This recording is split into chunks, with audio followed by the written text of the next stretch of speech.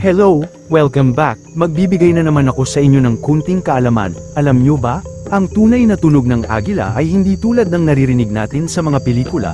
Ang tunay na tunog ng agila ay hindi katulad ng karaniwang ipinapakita sa mga pelikula. Sa halip na malakas at nakakatakot na sigaw, ito ay mas malambing at tila pag-iyak. Ito, ang tunog ng agila.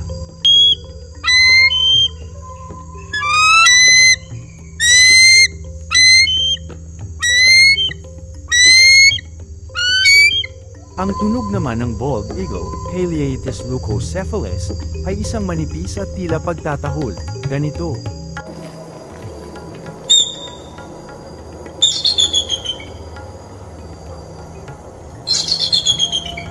Ang golden eagle o scientific name Aquila chrysaetos naman ay may mas mababang tono at ganito.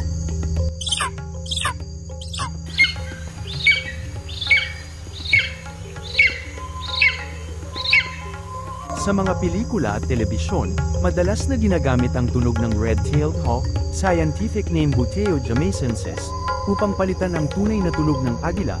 Ito ay dahil ang tunog ng red-tailed hawk ay mas malakas, matinis, o agresibo na naayon sa hitsura ng agila at dramatic pakinggan, na mas angkop sa cinematic portrait ng isang agila kaysa sa tunay na tunog nito, gaya ng bald eagle o golden eagle.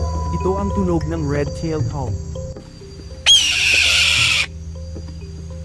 Sa susunod na makarinig kayo ng malakas na sigaw ng agila sa pelikula, tandaan na baka red-tailed hawk pala yun, tunay na nakakamangha ang kalikasan.